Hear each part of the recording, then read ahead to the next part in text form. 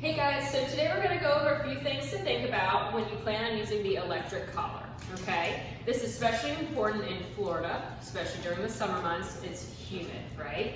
A lot of us too, we utilize our off-leash collar when we want to take our dog out to the beach, hiking, maybe they get a little wet. These are just some things to kind of think about, okay?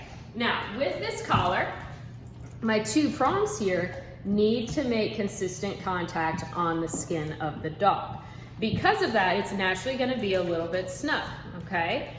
What can happen is moisture from the humidity, or when we take them to the beach, moisture can get stuck underneath the prongs. Now it's rubbing against the skin, and it's kind of like wearing a wet pair of sneakers and then walking around the theme park with them. You're going to end up getting a big old blister on the back of your heel or on the top.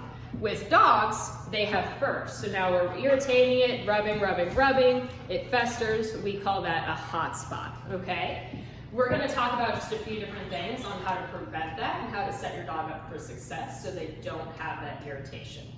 Now, what we like you guys to do, when it's on the dog, we like you guys to rotate it from side to side on the neck when they are wearing it. As far as duration, outside in the humid environment, especially if they get wet, limit it to about 2 hours of wear time on this, okay? In that 2 hours, I'll probably rotate it from left to right or around the neck 2 to 3 times. Inside in the AC, you can push it wearing it to about 4 hours at a time. In that time, same thing, I'll probably rotate it and move the collar around 4 to 5 times in that time period. Now, something I want to show you guys, a good habit to get into anytime your dog is going to be utilizing an e-collar is how to check their neck. This is something that I'll do every morning, every night. I'll just kind of back comb the hair like this, and I can get a good picture of what the neck looks like underneath. We're looking anywhere that the collar has been sitting, so I'll check right here. I don't see anything there. Check here, and I'll check on the sides as well. Something I'll finally do is just with my fingertips, just go in, give them a little rub, see if I feel any crusties, scabbies, anything like that, okay? That's just a good habit in general to get in, guys. Morning and night, create a little ritual. Maybe if your dog sleeps in a crate, you're taking all your collars off at night, give them a little neck massage, no big deal, everything's good there. A few different things to think about as well. Anytime your dog does get wet wearing the collar, take it off once you're done using it. Let the dog's neck fully dry. If it's salt water, we also want you guys to rinse off the full collar. These collars are fully waterproof, but with anything in salt water, it can corrode stuff. So to help with the longevity of your collar, rinse it off with some fresh water if you've been to the beach. Let your dog's neck fully dry before putting any training collar back on.